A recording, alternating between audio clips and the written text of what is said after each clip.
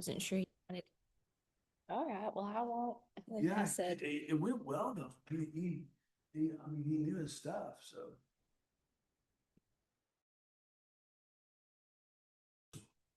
Took an awful long time to do that.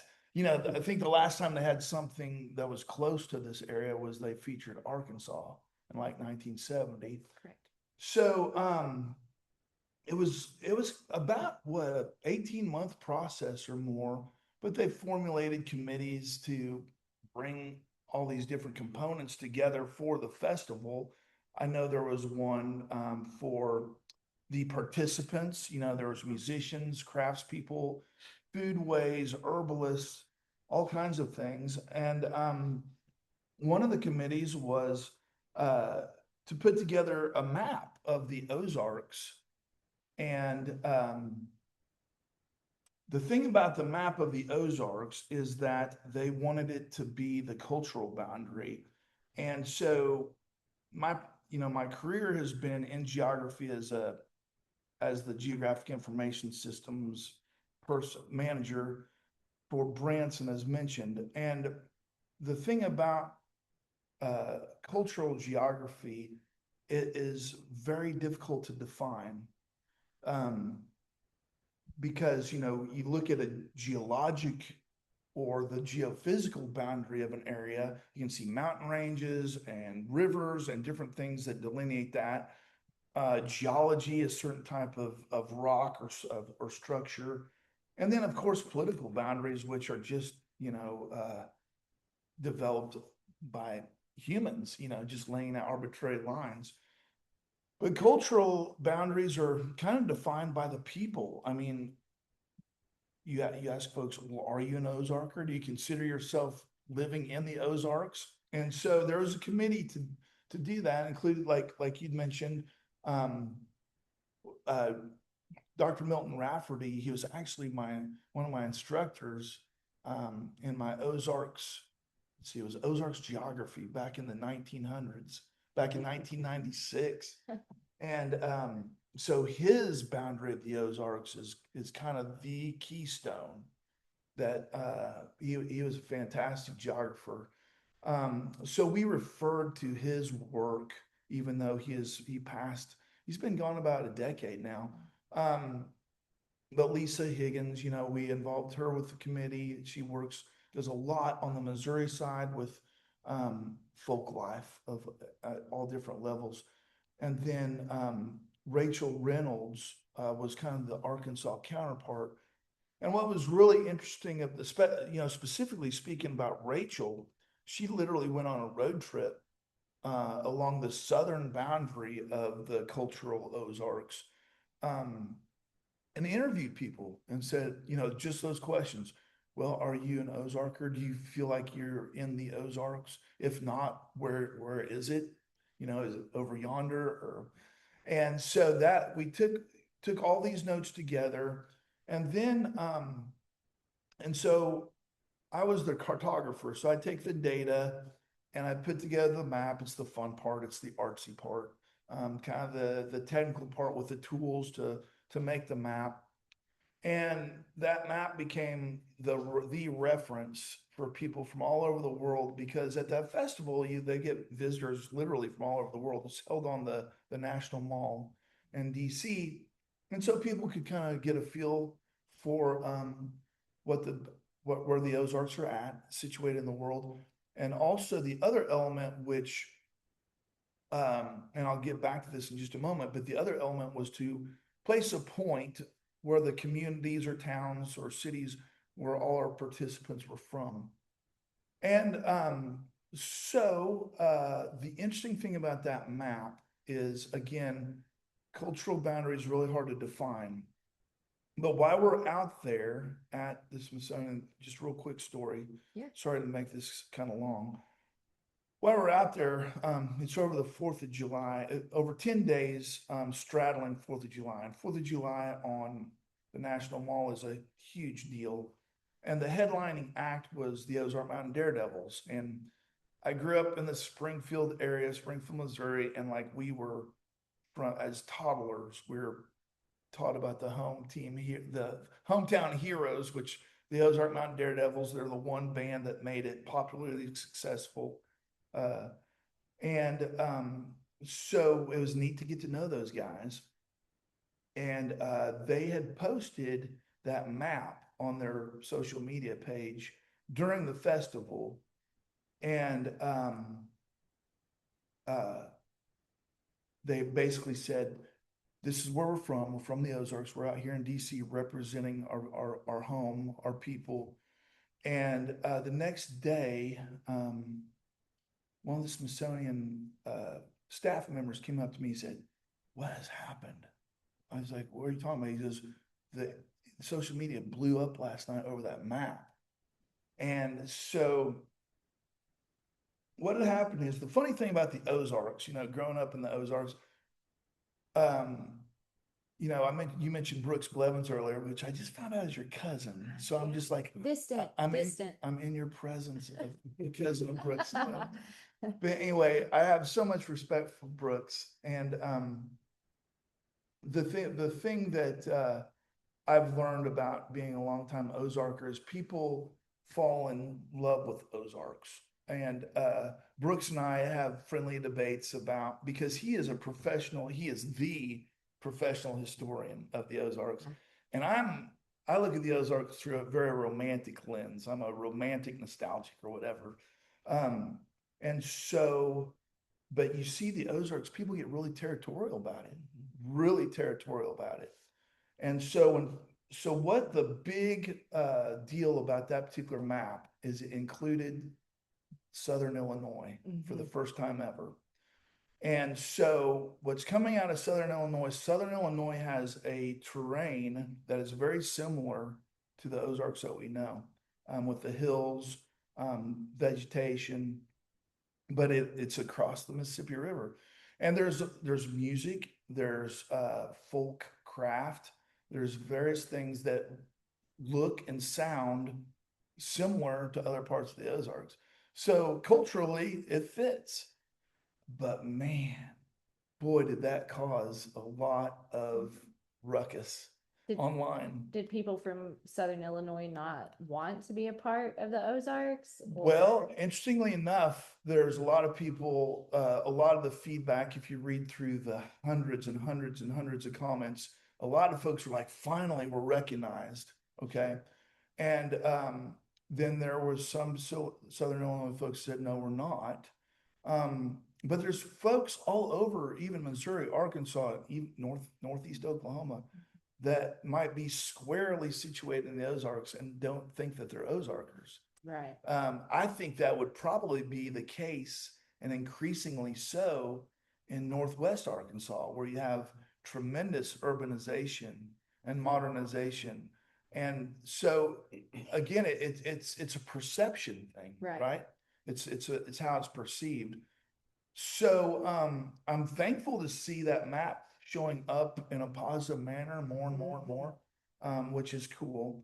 It just takes more explanation, and to explain cultural boundaries is a challenge. Right. Yeah. And cultural boundaries are not linear. They're messy. They're layered And fluid and changing. Yeah. Didn't you do some more research after the Ozark Mountain Daredevils? Did you do a survey as well? Yes, I did. Yeah, I found myself unknowingly in a very defensive posture thanks to that map. And I was like, man, what did I get myself into? And again, everybody kind of forgets there was a committee, because I was the guy that, put the map together. Right. But so I found myself kind of defending it. And so the first thing I did was try to find more resources. So I found one of the things is I found two books. One of them is literally titled The Illinois Ozarks, and it was published in 1941, but referring to memories of locations and landscape features and different things from the late 1800s. So there was already that perception occurring well over 100 years ago. The other one was a pretty thick book of Illinois Ozarks folk songs. It's like, Oh. wow, that's cool. Yeah. So there's printed, published material out there.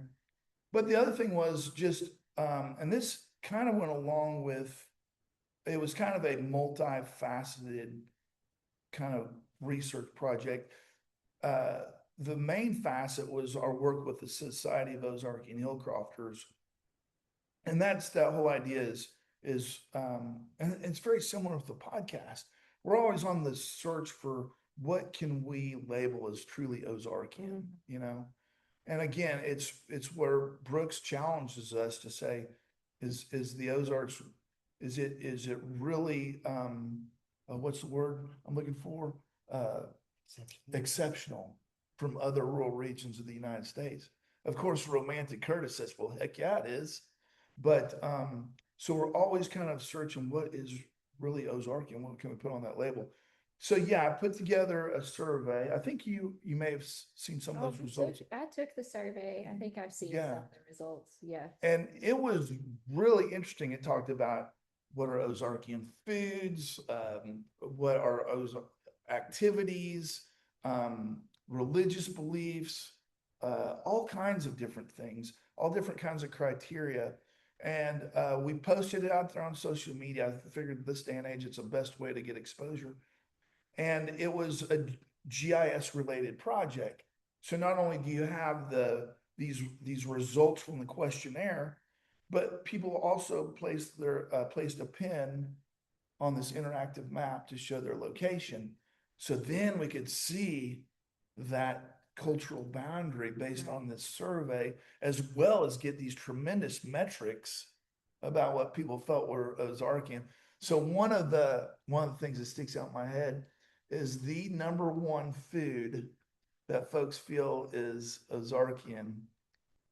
Can you guess? I mean, my guess would be cornbread. Cornbread was number 2. Oh, I was close. Ham and beans was number 1. Wow. Can you believe it? That's crazy. Yeah. I would have not. Yeah. That's not what I put at number 1, but that's all right. It's really, That kicked me out. yeah, but the metrics are really interesting how that turned out. But yeah, that's that study you're referring to. Yeah. So, okay, Hayden, you're a longtime scholar of the Ozarks region as well. And I'm wondering if you can talk a little bit about how the region is portrayed in film and literature versus your actual experience of the region as a person, since you have taught about Ozarks literature. Yeah, that's a great question, Lauren. I mean, the first person, of course, who comes to mind would be Woodrell as the most recent. And the problem is that the world that he's describing is not the world of the Ozarks that I'm familiar with, but I know that it exists because all I have to do is just drive around in rural Ozarks. And this is recent. This is Daniel Woodrell. Daniel Woodrell, right? And Winter's Bone, obviously being his most popular book, but Tomato Red and so many others. In fact, we just talked to Brooks about Woodrell, sort of an in memoriam on him and on his career. So I think probably it's more true to life than I would want it to be.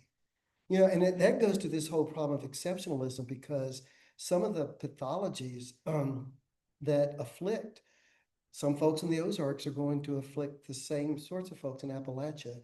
It's that's a hard one. But I mean, he definitely presents what the noir version of the Ozarks, the kind of gritty underbelly. Mm-hmm. And then you'll have someone like Harold Bell Wright in a polar opposite, who portrays the noble Ozarkers. I mean, yes, they need a preacher, right? They need someone to come in that's going to domesticate the beast within. I'm thinking about, of course, Dad and young Matt and all of that. Sure. But nevertheless, in spite of sort of, you want to call it the criminal element, say in the Bald Knobbers, there's still a notion that it's a good and a healthy place, and that it's tied to the soil, right? That it's tied to the clean water in the hills, and that somehow that has an effect on the soul that's positive. At least that's what I get from Harold Bell Wright. And I think that's true. When you think about Ozark authors more broadly, I mean, for one thing, at least in terms of notoriety, they're not that many. Sure. When you think about really prominent, I'm thinking of Charles Finger. Well, in part of his Ozarks Fantasia, I mean, the Ozarks come off pretty glowing, and there's other passages in it where it just sounds like an awful, gritty, dirty place. So there's a lot of ambivalence about what it means to be an Ozarker, I think. And I think there's a lot of ambivalence on what constitutes the Ozarks character. And I don't think we can, because we're people like everybody else. I mean, everybody's kind of split down the middle, and we're all dealing with what we are. So what I'm interested in terms of Ozarks folklore, I mean, I love the stories too, and I love to read Vance Randolph. And of course, when you get Randolph, I mean, he's obviously another prominent author who I think presents, well, obviously to me, more than anything, the comic side of the Ozarks, right? The good humor and the camaraderie of these little communities that get together and tell stories, which I see as essentially positive.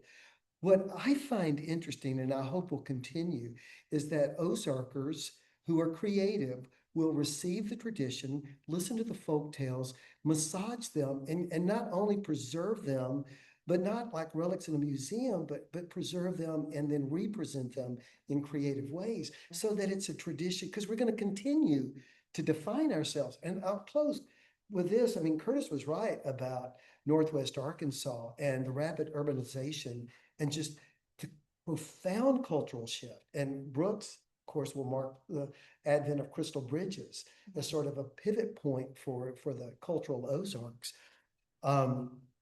But yeah, as these things change, I think it's going to be more an imperative, I guess. Maybe that's too strong a word, that we keep telling our story as the character of the Ozarks changes, or we lose it and then we become so homogeneous that, I mean, which I don't know. I don't the relationship between place and character and meaning is so complex.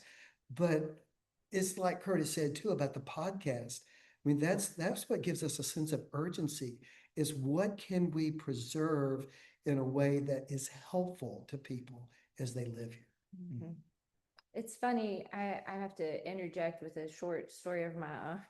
I did an event at Crystal Bridges last year in June, and a couple of people actually came up, and as I talked to them, they said, "Oh, you have a real Ozark accent, or you have a real Arkansas accent."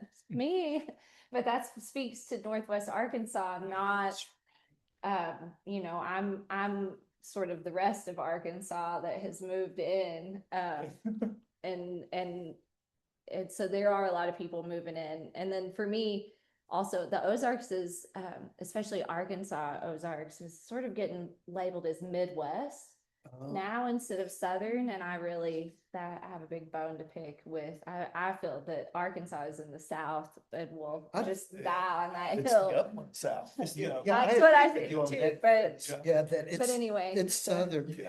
Well, I'm going to just go out on a limb here too. And this is going to sound so, self-promoting, but my son, Henry Head, is a photographer here in Fayetteville. And he did a book on a friendship from his high school in the Ozarks. The name of the book is 12 Acres. And it was actually published by Twin Palms in Los Angeles. That to me is right? He's got these young men that are brothers actually, but they serve as the models for this friendship, but he puts them in the topography and the landscape that he grew up in and just shows the depth of that friendship over time. And I'm thinking, yes, that's what we do. We take our stories, but we frame them in a way that has an appeal that goes out. Now he's giving talks in Milan and Berlin and Paris, but he's taking the Ozarks to these places. The people, what their frame of reference probably is the television show Ozark. Now I haven't seen it, so I can't really speak to its authenticity or anything, but that's what people see. And it's nice that they can at least get some different feel for what constitutes the Ozarks. Ozark is watchable. I mean, it's the story will hook you in, but I wouldn't call it an authentic depiction of the region. Lauren, I think I might switch a question back to you, if that's okay. Yeah. But it's the whole study of folk and culture and why it's important. And I think it ties back to what I was talking about. People get a real attachment and get territorial about the Ozarks as their home. So, I mean, as far as like what we're all doing, sitting here at this table, there's this significant importance, right? in identifying those things Right. and celebrating them and saving at least the good parts. You know, it's kind of like with the Woodrow books, you know, maybe not all of it's good, but it is a reality. Right. There's definitely, you know, the Ozarks traditionally, no matter how you slice it, at least since settlement, it's been about rural, poor, agrarian folks. And a lot of times the rural poor don't get a shot at being represented. And if they are, it's in a comedic way. I mean, you know, I grew up being proud of the label hillbilly if my friends and family said it. If somebody from off called me a hillbilly, it might be, you know, time to throw down. Right.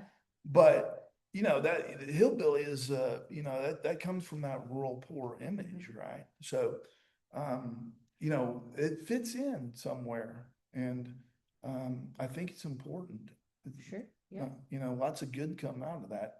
Yeah, no, I think I would describe the Ozarks as a place full of duality. You know, so you have like have versus have not, you have from off versus native, you know, all those, the list goes on, and you just see it everywhere. And in this conversation, I think we're seeing it as well. That's a really good point. I mean, so how do you okay, so talking about asking you a question, so this constant effort at self-identification, I mean, where do you think that stems from? Is that an insecurity? Is right? What is it? Well, why do we need to be exceptional? I think people just like to categorize and create hierarchy to help us understand. And then, of course, I mean, as someone from the Ozarks, I mean, I agree with Brooks that we are a part of this larger story, but I also agree with you, Curtis, that we are exceptional to a certain extent. How do you see we're exceptional? Our landscape is exceptional. The landscape. I think Yeah. you're right. I mean, clearly. Yeah. Well, there's this, I think everybody worldwide, you know, wants to be a part of a group. I mean, I think it's a basic human instinct to have an element to be tribal, right? But you know, the Ozarks, so I would say the majority of people that are generational natives have that built-in, you know, hometown pride and love. Yeah. But there are people that work their entire lives to be able to retire here because they visited and fallen in love with it. And there's folks that were born elsewhere in other regions like the Mississippi Delta that the Ozarks has an emotional impact. It's much greater than your place of generation. Oh, absolutely. Mainly because, well, just what Natalie said, it's because of the topography. It's because of, you know, I told you, it's like my parents had a youth camp, which is why we moved up from the Mississippi Delta, a Christian youth camp. They started back in the 70s.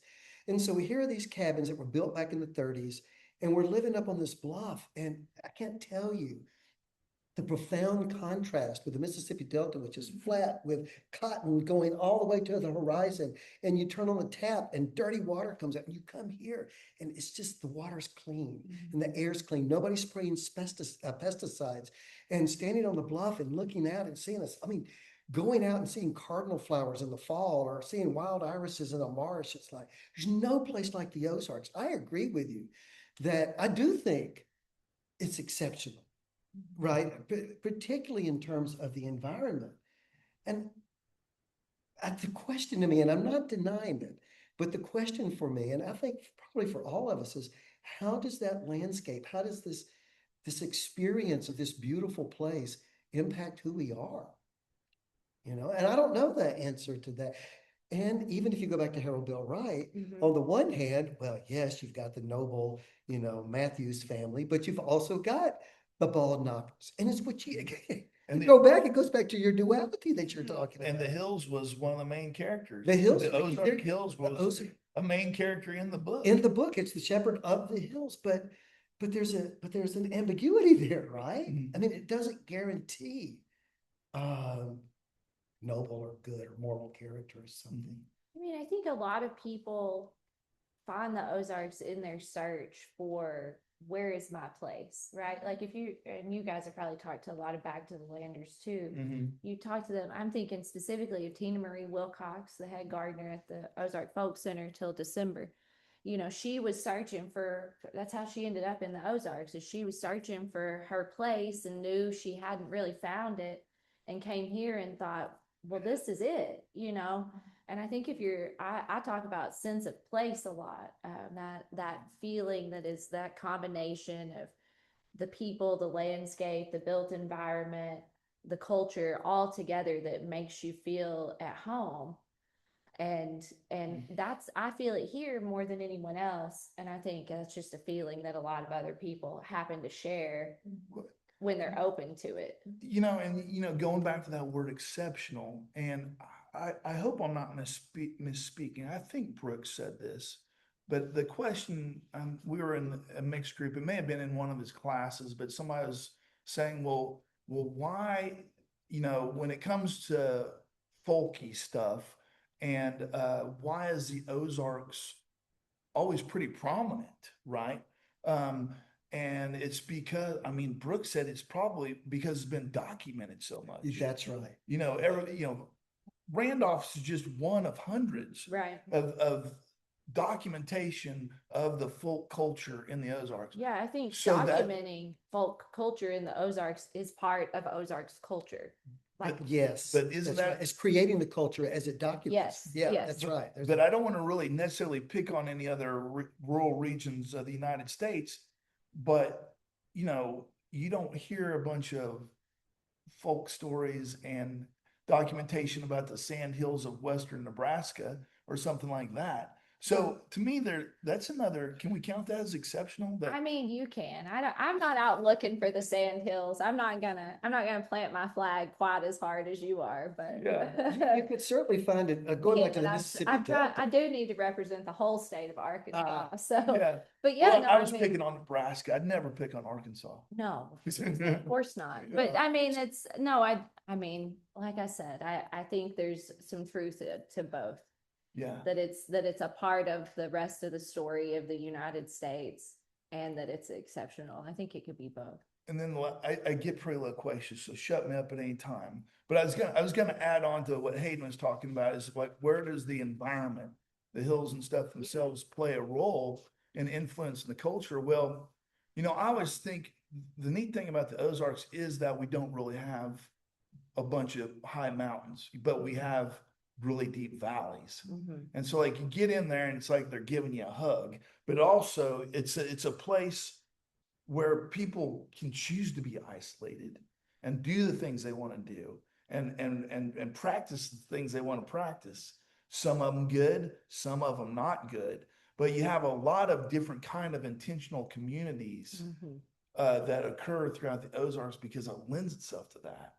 I mean, we did advertise ourselves as the place to build those communities and to find those locations for 100 years at least. Yeah, right. So I think that we did, yeah, like some of that is the advertising and the tourism and the Playground. yeah, you Right, know, right. as well. But You know, I just realized something. I don't know if this is appropriate for what we're doing. I've never met a hillbilly. If I'm honest with myself, when I think about when we moved here and I'm living out at Pioneer, I had neighbors, and some of them were Polish, and they had their experience. I remember the Feeneys who lived down the road and talking about, you know, burning down somebody's outhouse. I remember talking to people, but to me, Curtis, and you could correct this, I think the hillbilly has been so caricatured, but I never met anybody with a peak straw hat and a corncob pipe. Or lazy. Or lazy. Yeah. I mean, right. Yeah. The people that were our neighbors were industrious. I mean, you could tell a difference. I mean, some of them were pristine farms and some of them looked like hovels. But there was nobody that I would have said, oh, that's a hillbilly. And if it had been used, it would have been used in jest. The thing that I think of when I look back to my neighbors and I'm trying to, it's like self-reliance. I don't want anybody to tell me what to do. I don't want anybody to give me anything because I'll owe them, and then they can tell me what to do. I remember that being consistent. I remember like a gentle good humor. They like telling funny stories, not knee slappers. There was nobody guffawing or horror, you know, it was it was a gentle kind of thing, sweet, hospitable people. That when you came knocking on the door, they were happy to see you. They'd give you a cup of coffee. Yeah, that's what I think about. Mhm. And I do, is that exceptional? And tell you what, when you live here, like you're saying, when you said, this is my home, by golly, it feels exceptional then, you It know? does. Yeah, because you have your neighbors. Yeah, yeah. But I mean, I think there are a lot of communities that would feel Exactly, exceptional that's right. I know. if you get involved. By those standards, that's Right. right. If you come knocking on the door and say, I just want to know what you're doing. Yeah, You know, you're not gonna find what 1.65 billion-year-old mountains anywhere else in the United States, at least. I think we're the third oldest or the seventh oldest. It might be seven in the world. Mhm. Yeah. so we got it. Older than the Appalachians, Yeah. mind, which I always like to make sure that's corrected in online spaces. So we're talking a lot about the Ozarks and culture and what the landscape is, which is perfect because you both have strong ties to Branson, and I would like to get your opinions on the ways that Branson is part of Ozarks culture and image. Is Branson exceptional? I mean, I think it is. I'm not trying to slap Branson. I think it is for sure. And, you know, obviously I have to say that, I've really enjoyed my career there and I continue to do so at Branson. It's been a great place. But like anywhere, there's imperfections. But overall it is, I know that it, I would say that it is a good representation of the, oh, what's the right word? It's a good representation of this idealistic Ozarks. Up until the early 2000s. And I'll explain in just a moment. So what Harold Bell Wright did with Shepherd of the Hills was the stars were aligned. So, you know, we're on the tail end of the Industrial Revolution. All over the country during the Theodore Roosevelt era was this almost like a back to the land feeling, you know, people in urban areas, you know, thinking about the idealistic rural areas. And so you got that kind of going on nationwide. But then down in Taney County specifically, in 1906, the railroad was making its way into the Ozarks. And the Ozarks, based on its rugged terrain that makes it so dadgum beautiful, has also made it hard to get into, you know, transportation wise. And so, other than like traveling the rivers, which there weren't a lot, the White River was about the only one that was navigatable for a significant distance. You know, most of the roads, if there were any, were a lot of them were, you know, First Nations, prehistoric peoples, that was their trails along the ridges and so forth. So the railroads was the first kind of artery to get to the Ozarks. And so this book comes out, very idealized about this beautiful, idealistic rural setting, that is a main character in the play. And it talks about these very wholesome people, that, you know, beautiful people like young Matt and Sammy Lane characters. They were described, you know, as the perfect type of folks, you know, I guess from whatever that means. But so folks are interested in this story. And, you know, from a literary standpoint, Hayden knows more about Shepherd of the Hills than I do, about as from a literary standpoint, but the literary critiques really knocked it down, kicked its teeth in quite a bit. But the general public, the common folks, they loved it. They could consume it. They understood it. They were entertained by it. And they wanted to see it. So it drove like the first tourism into Right. the Ozarks. People were getting on trains. They could come down and literally see the people, these hill people that Harold Bell Wright was talking about. And so that was the start of it. And then there was just a chain of events. But it started a culture of tourism. And really, until large scale, like poultry farming and cattle farming and stuff, Ozarks wasn't a great place for agriculture. I feel sorry for the Ozarks because historically it's been a place that was exploited.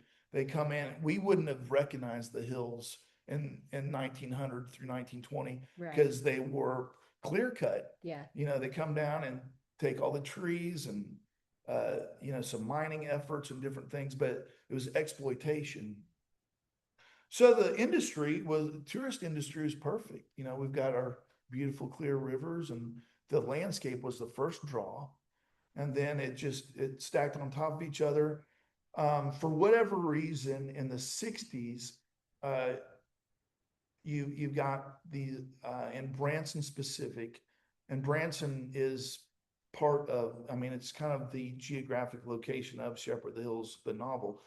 But in the 60s, you have a couple of things happening. So it's always been a tourist destination, but the Hershams came down and fell in love with the area from Chicago, the Hersham family. And they were really excited about Marvel Cave, which had been run as a tourist attraction by the Lynch family, the Lynch sisters, for years, since the early 1900s.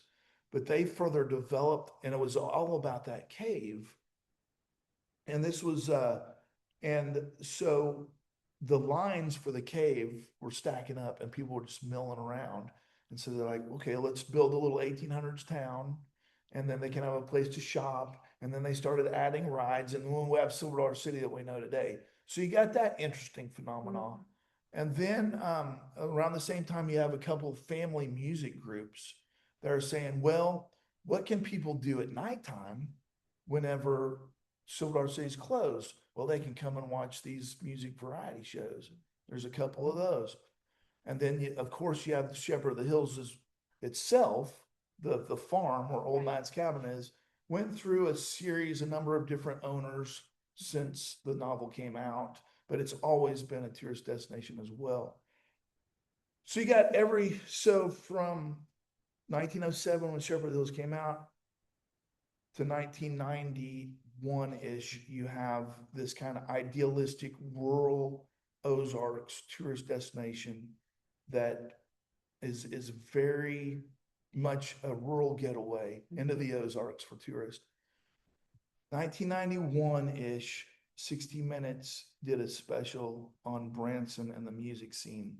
At that time, one major artist, Roy Clark, had a theater, but there wasn't a whole lot. But once that came out, everybody was rushing to come and build a theater and experience this crazy boom. Okay, so the issue is, and I'm sorry I'm getting so long with this, but I feel like I need to give the Branson thing, because it is an exceptional, that phenomenon, some justice here. So, people's interest in types of music ebbs and flows, right? So as the live country music thing started to ebb, Branson found the tourist industry, because so many people had invested in condos and restaurants and all this infrastructure based around a specific genre of music. And as that ebbed, I think that Branson was finding itself in a little bit of an identity crisis, because then you start getting other shows, other entertainment, other amusements that were so much that they're similar to Vegas, similar to Gatlinburg, similar to Orlando. So you got this, you start to get a homogenization of the entertainment. And concurrently, they wanted to, I hope I'm not speaking out wrong about this, but from my perception, they wanted to kind of have the Vegas feel, but definitely without the sin.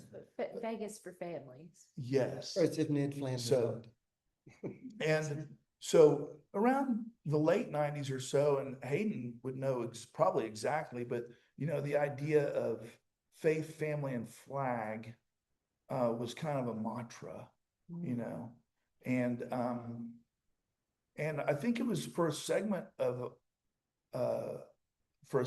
people of the United States, it was a place they could feel comfortable, and but I always hate to use that word, but I feel, and this is just a personal opinion, I think when you talk about things that are as important as people's faith, whatever it may be, and people's patriotism, and when you think about our history and where we've come from, the things we've overcome, and our national story, and then of course the family, whatever that is, however that's defined. It's not I'm not a judge to define what family is, but some kind of family is important because we're humans. We need some sort of support network. But when you tinker with that for financial means, that hypocrisy bothers me. I mean, I get chills thinking about it now. Branson's a wonderful place, and those messages are great things. But whenever they're utilized for the wrong purposes, you take away the sincerity of it. And but I think I'll leave it at that. But I love Branson. It's a great place. It's been a great place for me. It's been Silver City, Shepherd of the Hills, those things, I would not have dedicated my life to Ozarks preservation, be it folk, history, whatever, without those little flames started in my 4, 5, 6-year-old heart, So I owe that to Branson, So that's my dissertation. Sorry, everybody, I spoke so long about it, but. Wow, it's a big question. Curtis, you've done a great job outlining the history for sure. I mean, I will have to say that in my experience, say at a place like College of the Ozarks, which I think has largely been mischaracterized, I would say that out of all educational institutions in higher learning, excuse me, I don't know of any institution that has helped more first-generation college students get an education, get a good job, change their family tree than College of the Ozarks. I'm very proud to have been associated with it. And when you look at the history of the college, I mean, they do reflect the values of the communities that surround it. And we know that two of those principal values, and you can look, I mean, if we're completely honest with ourselves, and I think you're right on this, Curtis, that love of country and love of God have been part of the Ozarks. And I think not to recognize that is to mischaracterize who and what the Ozarks are. Nevertheless, it's like your word, but Yeah. I think a question of our time for millions of people is what do those, I mean, this goes back Dante, right? I mean, this is nothing new, is how does political power and how does ecclesiastical power, if you want to put it that way, the church, how do they relate? Right? And you're talking about doing it for financial reasons and that it loses its sincerity. And I think that's right. I mean, what Dante said, going back to him, if you put the two together, you create a monster, right? That's what he said. He said, if you put the rod, I'm trying to think of how he said it, the scepter and the shepherd's crozier together, that they make the whole thing trip and fall into the mud, right? And so I think a question, and it's not just for Branson, I think it's a much larger question that needs to be asked is how do those two relate? Yeah, so I don't know that I'd leave it at that. Because what I think I find most positive about Branson, look, when I go down the strip and you see King Kong up on a building, or you see the wonder, you see, it's just like, man, who put something in my coffee, right? It's just like so bizarre when you're going down, and you know that it has nothing to do with the Ozarks. It has nothing to do with place. It has to do, and it's okay. If people want to make a buck, knock yourself out. If we want to be Pigeon Forge, okay, that's what we're going to do. What I find to be inspirational from my lives, I like the Haygoods. It's a local family there. They've been there for years. They started playing at Silver Dollar City. And they're able to take their own Ozarks heritage and their history. The Petersons do it as well. Oh, yeah. And they're able to appropriate, if that's the right word, assimilate contemporary songs. They give them their own sort of personal feel, but I think they also give them sort of an Ozarks flavor. I quite frankly find that refreshing. I think it's positive because I think it's both preservative and it's progressive at the same time. I like that. The ones that have embraced the Ozarks. The ones that have embraced the The Ozark Ozarks culture. culture are the ones that are still around. And the most They're the ones successful. that have had the longevity. Yeah. Because I think people, when they come to visit a region, they want to at least feel like they're experiencing the region. I They think want to you're get right. what they're expecting. Yeah. Yeah, right. They have some expectations, even if it's a corncob pipe. I think that the other, I mean, and let's give Branson its due as well. Those other attractions, like whether they're go-karts or whatever, people not only want to bring their children, but they want their children to be safe while they're there. And Branson has a safe environment. And the city, I think, works very hard to not create an image, but to create a safe environment. So there is much to love about Branson. Of course, the main thing about Branson to love, like any place, are your neighbors again. It's the people that you're interacting with, and it's so easy to caricature people or say, oh, they're in that camp, or oh, they're in that camp. And when you sit down and have a cup of coffee, you recognize their passions. You recognize their passions might be different from your own, but you also recognize they're just really good people that are trying to make sense of a crazy world that we're in right now. Right. And for all of us who look at whatever news source, I mean, we're all ready to put our heads back in our communities and say, let me just talk. The more that we can fend all of that off, keep it away, focus on our communities, focus on our hills, protect what we've got, the more sane we all will be. Yeah, I think community building is the one thing that's going to save us in the future.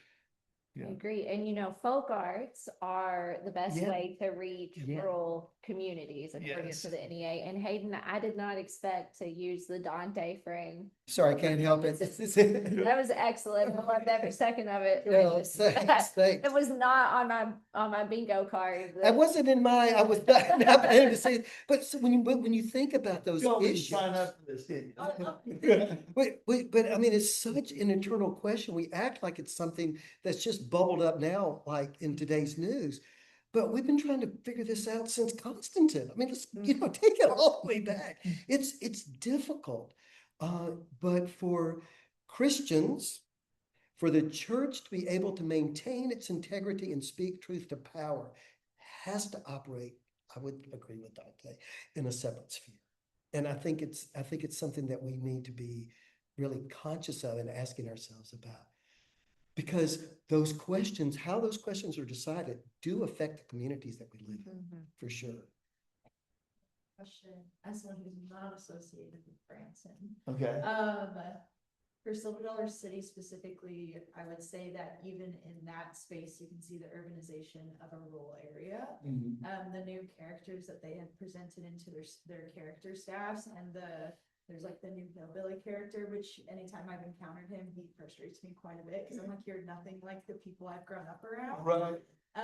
So going into the way of people visiting from the exterior areas and seeing that, how do we think that? And like, obviously we know it is perpetuating, but even when commercial spaces are leaning back into that, when it was originally a space that didn't do it as heavily, even though it was a caricature of the whole experience, it's just very interesting to see something move forward and present new ideas to it that are very old that we've moved past. Yeah. But again, I'm not associated with Branson, so I can say certain things that maybe you'll comment. Can I take this? Yeah, of I have course. an I think idea. the only thing I'm thinking of is like time travel, which has that kind of steampunk feel, which seems to be something, is that what you're talking about, that sort of added on? But he's like in Red Long John. Oh, yeah, right. You take Yeah. that. Yeah, well, so,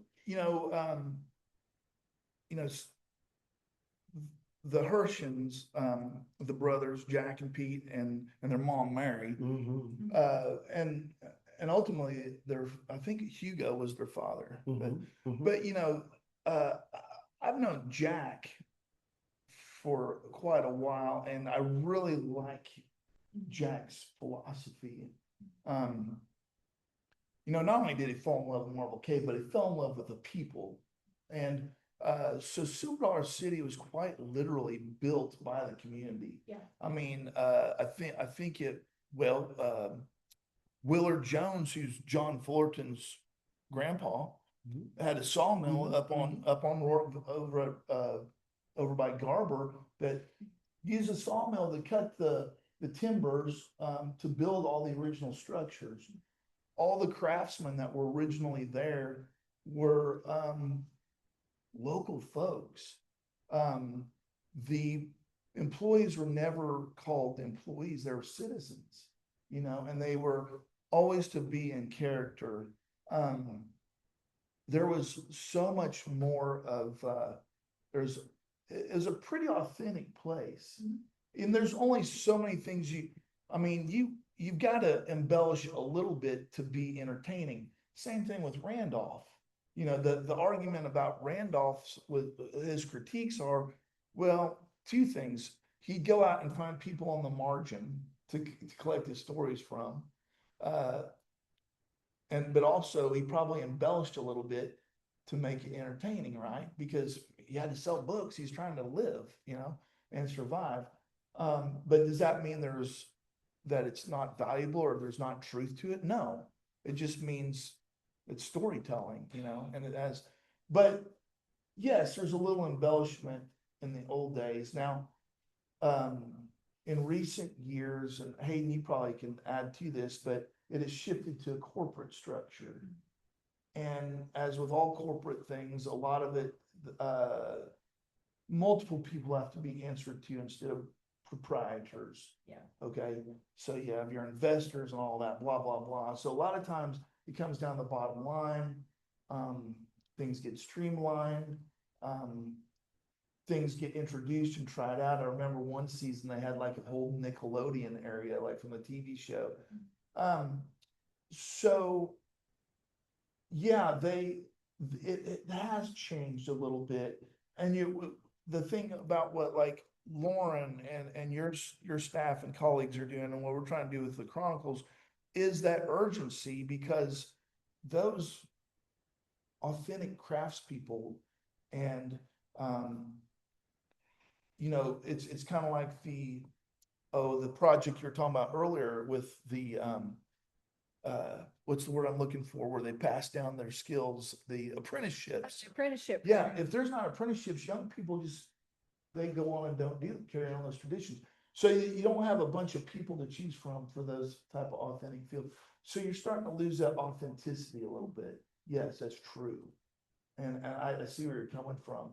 And I really wish specifically the correlation of how it is at the same time, obviously, of the Ozarks as a rural space being commodified and urbanized for the sake of the same thing of a bottom line. It's just, it's disappointing to enter a space and see that even the space that's supposed to look like the space and not changes in a way that becomes insincere to what it's trying to represent. Right. In exploitation. Well, Yeah. if I could just speak to that a little bit, I'm not speak to it. I just want to join, what you're saying, because, and help me, sort this out, because you talk about the commodification. Well, was there commodification when the Beverly Hillbillies came to Silver Dollar City, right? Because now you've got a whole, old truck, a rattle trap truck full of caricatures that are coming in and defining what we're supposed to be. Right, and your granny, and you got, Jethro Bodine, and so was that ever real? Was it ever authentic? I see your point, right? That even if it's a fiction, we want it to be a fiction that's at least associated with where we live, so that we, because urbanization is something other, but it's still a fiction. It seems like to me, right? And it's hard to know. We talked about this with Joanna D. Doss. The line between authenticity and between imitative behavior, whatever that is, it's like, where in the world do you find that? And I don't know. It's as porous as a cultural map of the Ozarks. Yeah, and the thing about Ozarkers too is their ingenuity. So when we talked earlier about the phenomenon of the Shepherd Hill story and people started visiting, there were so many local people that said, hey, Yeah, there's an opportunity. They'd take off their probably got their old wore out overalls and they played the part because they knew that hey, we got I mean, that's in the Arkansas Traveler. Yeah. tale, yeah, that's right. Like, That's right. That's right. They're People come Copeland's been playing the part Yeah. for a Oh, long God. time. people come to the Ozarkers, people come to the Ozarks, they want to see a hillbilly. And these people gave it to him. And that's the other thing. When does stereotype become adopted into the culture? Yeah, I was about to say, like, You know what I when mean? is there like a causation of like, that is part of the culture, is doing the caricature of it.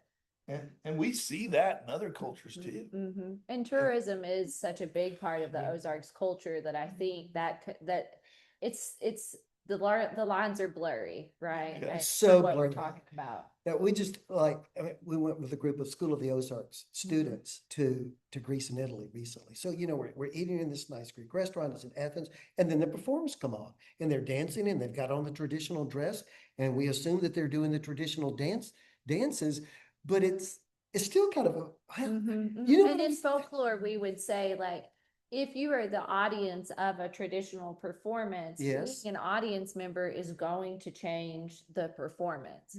Because you're an audience, you're not in that community. So you can't ever actually see the authentic without fully joining the community itself. That's right, because they're going to be performing, they're Right. going to be going Opa because right there eliciting a response. Where if it was just they were in their own community doing their It thing, would probably look it different, would look different. but That's maybe right. somewhat the same, Yeah. maybe a little the same.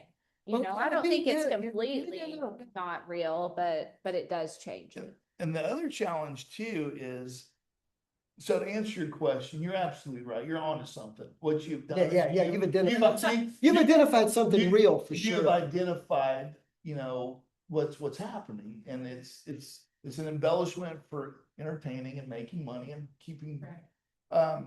But the other challenge about the Ozarks is, we're different than Appalachia because we are another kind of melting pot of culture. So we've got kind of the upper Midwest, kind of farming community. So you got kind of that Midwestern agriculture. You've got the Appalachias, because most people migrated along latitudinal lines. And then you have the Southern culture, Absolutely. the Southern culture big time. And then you have the Western frontier culture, and they're all land right here in the Ozarks. And you can go out and see elements of each one of those. Yeah. You can go out to on a Friday night and go to a team roping. You can go out and find row croppers and go to the MFA and pick up grain and talk to farmers. Everything around here is fried, from Oreos to catfish. You've got so many, it's a melting pot of multiple cultures here in the Ozarks. So that makes the definition even more challenging. So that was a beautiful way to put it. And I All think right. that's part of the exceptional, is that. as Yeah. well, On top of That- actual. That it's what?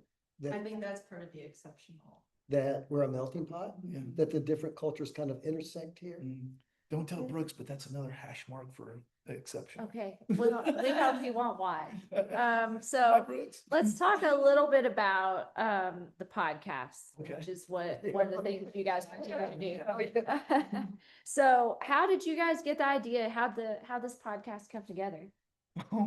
Well, we had worked on some projects together pretty closely. Yeah. A lot of writing and different things like that. Of course, the Hillcrofters, we both participate in that, but it was actually Curtis just called me one time and said, hey, what do you think about this? And yeah, sounds like a great idea.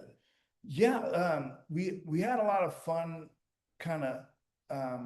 we worked on some projects. We were breaking down folk stories, folk tales. And I really have had an interest, I really got to put this interest down on paper with Mildred because, Vance was from off.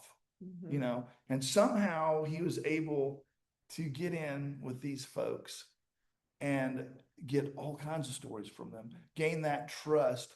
And as we know, his most famous book ever, were these types of stories that you just don't think you could, somebody from Kansas would be able to get from anybody in the hills, much less a lot of times a female informant. Right. So I was really interested in studying the informants and their biographies and backgrounds, and if at all possible, learning as much as I could about the informants. And I always loved Hayden's creative writing and so forth. And we just worked really well on a few projects together. And I was like, well, let's do a podcast where we can talk about folklore. And we started off like that for about 3 episodes. Yeah. And then once we got our first guest, we found out that talking to people and capturing their stories was way more fun. It's Yeah. been fun. Yeah. It introduces a whole different dynamism into the experience to talk. And, you know, people want to tell their stories. And it also gives us a chance to sort of promote ideas that we like. So we've talked to 3 or 4 businesses now that one of them, it's actually they're one of our sponsors. And so they're in brands, and it's the Bigfoot Fun Park, right? But what they do is, as part of it, they don't just take the name Bigfoot, but they're trying to tell stories. They're trying to tell Ozark stories as part of what is a very contemporary sort of experience. And we love that kind of intention, that we're not just going to plant something alien here and try to make some money off of it. We're going to try to plant something here that does make money, but that also, you know, preserves the stories, shares the values and things like that. So, yeah. And Missouri does have a Bigfoot story, at least one. So they're right on the money. Yeah, no, that's I right. appreciate that. What about how do you go about finding guests and generating ideas for your content? Well, it's interesting because it's almost like dominoes, right? So, do you remember our first guest? Gosh, we're up to like episode 100. It's probably, I bet it was Emily Flatness Combs. Yeah, She sings our theme song. She does. We still keep her on now she does the outro theme song. So that was the Ballad of the Ball Knobbers. So during the Ball Knobber era, there was a derogatory song or lyrics written to the tune of the Ballad of Charles Guiteau. He was the assassin of President McKinley, something like that. So I mean, it was like it was pop 260. music. It was pop music for 1880s, and so we dove into that, breaking down that story about the Ballad of the Ball Knobbers and the Ball Knobbers, and we had Emily Flatness on, who is a great musician, and Beautiful voice. we had her do the theme song, and she learned and played the Ballad of the Ball Knobbers, and she started performing it for that at Silver City for that season. She's with the Homestead Pickers. They're at the 1800s McAfee Cabin. You know, another early one that we had that was really good were Barry Burgee and Julia Stiles. Yes. Who did all that folk collection back in the 60s and 70s. They put pioneers in it, and great people, great guests. They were early on. One thing that we've learned over time is we want to make sure, I mean, because folklore is our first love. We also find people that love true crime. Yeah. Oh my goodness. And so what we try to, but we don't want to be a true crime show, right? That's be depressing to do. We don't want to do that. Nevertheless, we sprinkle it in. We try to create patterns because it spikes your listenership. An audience is interested, but then we hope that then they'll go back and listen to some of the more traditional kinds of podcasts that we do. It was fun. I think one of the first ones we did was about granny women. No, the first one was Give the Devil His Due. It was about the devil in Ozarks folklore and how he appeared. Rarely appeared as Satan, which is interesting. He, as long as he's the devil, it can be funny. But if he's Satan, then you've entered into a different imaginative terrain. Yeah. And you know, you can almost feel it, can't you? Yeah. You know? Old Nick or Old Scratch is fine, but don't call him Satan. And I think that we found one that were actually did refer to the devil as Satan, and it's actually much more moralistic than the rest of them. The woman's about to become, I think, join a witch, or sorry, a coven. She's about to become a witch, and then when they invoke the name, she like freaks out and runs out. And so, but even in that context, it has a different feel. Very. So that was interesting to us. I think, Lauren, that I think Curtis and I have both found that, and I know you know this as a folklorist. I think it came as a surprise to me. Once you sort of hear the stories and you start to see the patterns and the themes and they connect, you realize that something really profound is going on within people's imaginations that affect their behavior and their communities and the rest of it, which has made doing the podcast just even more fun as we go along. I will say we did one earlier, and it was just looking through the Encyclopedia of Arkansas.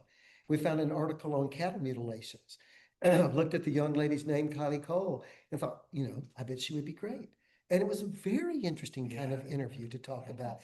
So, I mean, we look for interviews and guests all over the place. We're really excited to talk about Billy Joe sometime. Yeah. I mean, that's going to be great to do. I would love to hear your presentation on monsters, That stuff, people are fascinated by those kinds of topics. Yeah.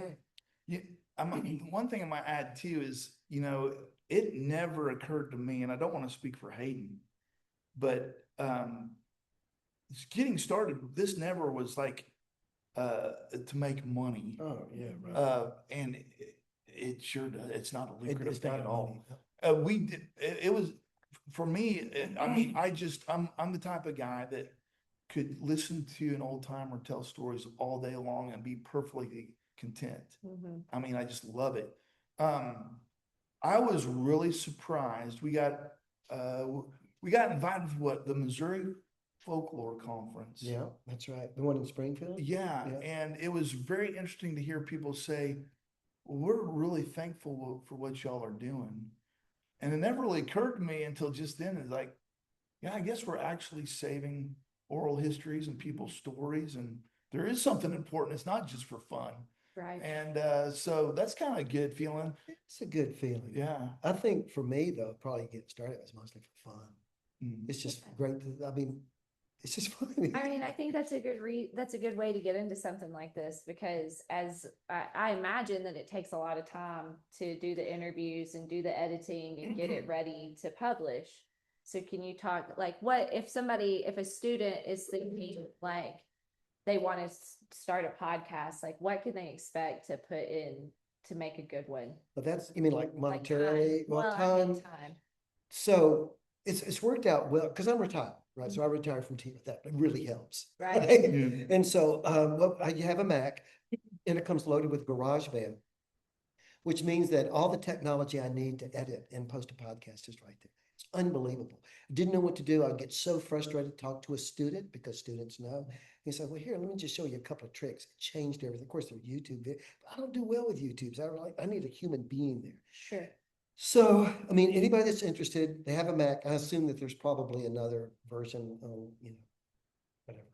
Right. Thank you, Windows. Yeah, right. But that's my world. And so then we got Scarlett Interface Books. And so I think it's called a Focusrite or something. So I don't know, they're like $300 or $400 for that. We started off by getting, I think, Samson mics. We went medium range. They were like about $80 and got our cables. We got a few mic stands. I mean, really, to get started, and I'm sure young people that are in this world and are, have access to all sorts of things could do it more cheaply. But it doesn't cost a lot to get started. Yeah, I was just gonna say the reality of it is if a student has a phone, they don't really need anything else. Because financially, the only additional thing is to choose a podcast platform to host your podcast, and that's like an annual subscription fee, it's like $150 or less. Right. But really, if it was an individual that kind of wanted to do their own thing, folks make their own videos all the time, every day. Now, if you want to, if students, are in the folklore degree program, or they're really interested in collecting oral histories and so forth, yes, it's probably a good idea to get at least a microphone or a decent recording device. Sure, yeah. But honestly, none of it's cost prohibitive to get Yeah, involved yeah. with. Oral history equipment is affordable. It's Yeah, affordable, yeah. yeah. And now the technology's got to the point, of course, with the advent of AI. So say I wanted to, we were talking to a guest that was kind of halting of speech, right? Or something like that. I mean, you take something like, I think it's 11 Labs, I confuse them now. But you just load it in and you tell it what you want. You know, please take out the gaps between words, all the ums and you knows, and it goes, okay. And like in, 10 minutes, you've got a completely Wow. edited It's a script. crazy world. So, and that particular AI service is $5 a month. Mm. So, yeah, I mean, I think AI is a nice tool to help with it. I mean, of course, all of us as collectors or creatives or recordees or researchers or students or whatever, I mean, there's going to be an ongoing tension as those new technologies evolve. Yeah. Sure. And we all know that. It's There are changing everything. responsible ways. Yeah, but there are to responsible use ways Yeah. to use it, yeah. And so the other thing too, I'd like to add, and it depends on, people's goals with a podcast. I mentioned our goal wasn't to make money, it was to have fun, and it kind of blossomed into something else. But I'll speak for myself, and Hayden will probably have his own take on this. But whenever we say every once in a while we'll drop something that we know is going to generate a buzz, Mhm. because everything's algorithm driven, and that's the thing. There's tens of thousands of podcasts out Right, there, right. but the people we've met and interviewed. We're just talking about this day. We really enjoy this because we've met such wonderful people, Mhm. and their stories are important. And so, in my opinion, whenever we try to drive the numbers up, it's because we want people to hear their story. I could care less if we fly pretty much under the radar. We treat the OFC as our guest platforms. So we've had authors, musicians, different people, and we say, hey, this is your time to promote what your Right. hard work, right? And so in my opinion, whenever we want our podcast to be successful and at least rise a little bit above the thousands of others, it's simply so that other folks can be heard. Right, know? right. So, I mean, and, Well, and Hayden probably, you Well, might have well, another. I agree with that. I mean, it's that shift that we were talking about when you start inviting guests. But I'm gonna say, you set up your equipment, you haul it somewhere, you do the recording, you edit, you want somebody to listen to it. Right, I'm right. not saying that I'm completely altruistic or whatever here. I mean, there is a sense that when you've worked at something, you would like to get it out there. But at the same time, it's sort of, I guess, like the dance with AI. I mean, it's never gonna make any money. We're happy if we get a little bit like with a sponsor so we can upgrade our equipment, or something breaks, we can fix it. Mhm. But we don't even expect to break even necessarily. Right. And it is fun, and we do feel like it is valuable, for people to tell stories. I think one of the things that we'll probably look at as we go forward is we could really use some help on this. So, let me just put this out there. I'm sure in your circles, but older people that we might not know about that have stories Sure. and that we're all in danger of losing soon, those are people that we would really love to talk to as well. Yeah, sure. Thanks. Yeah. So we're close to the end of our time. So I think what we need to do, and honestly, it usually only lasts about an hour. So we've done a great job. I want to open up questions to the people who are in our audience, just in case anybody has any questions for you guys in the last few minutes. And if not, I have one more, but I want to give you guys an opportunity.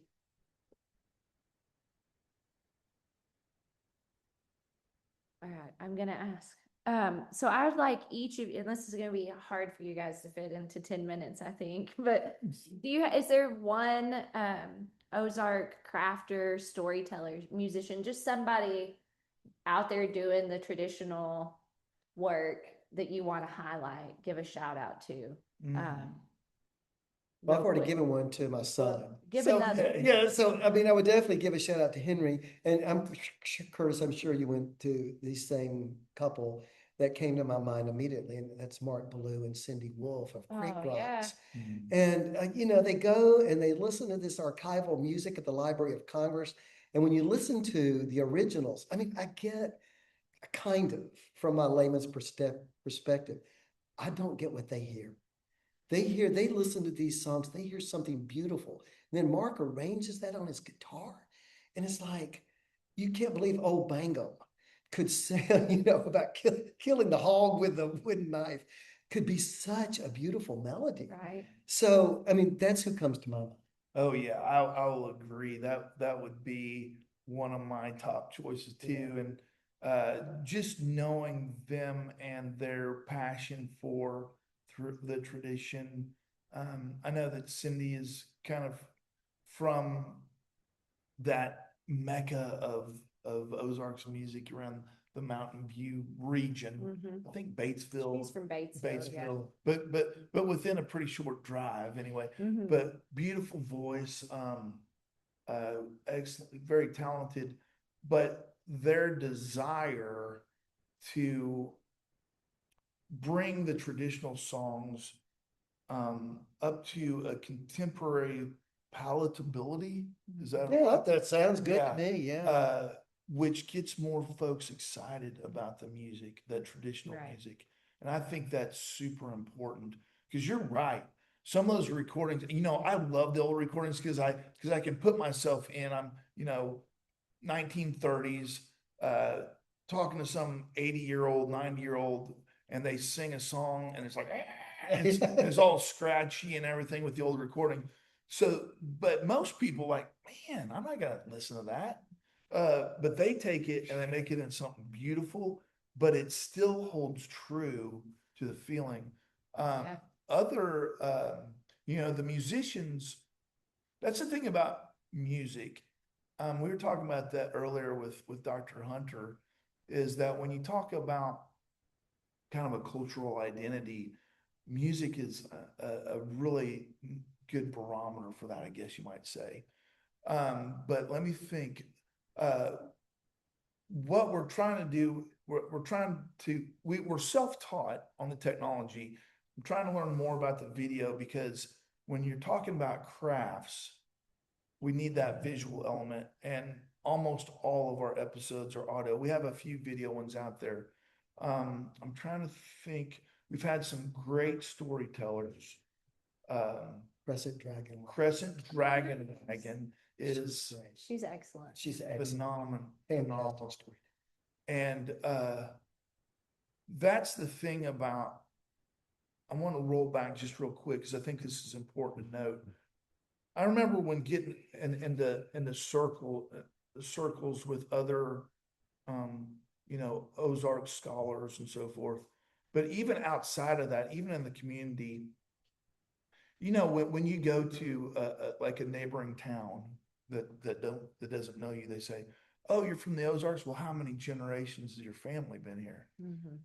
And I bought into that, and I bought into that, and I bought into that for years, but I don't anymore because I know people whose people have been here since before the Civil War, and they don't give a flip about the Ozarks. But I know people that have moved in 6 months ago and would cut off an arm to save the Ozarks, And Crescent's one of those people. And the cool thing about it is not only did she adopt and become part of the Ozarks culture, but she is part of the Ozark story now. And Yeah. she brings a background that really lends to that duality that you're talking about, especially during the 1970s, early 1970s, during the Gerald L.K. Smith and the Ed Jeffords you know, polar opposite. Yeah, The hippies and the ultra conservative thing going on. right. Really. Yeah. And I think her founding the writers colony at Dairy Hollow, I mean, boy, what a great gift to the Ozarks. Mhm. Well, I don't know the answer to this, so I shouldn't even ask the question, but this is so far afield. And I apologize already, but the Opera House at Eureka Springs, where is it? Opera of the Ozarks?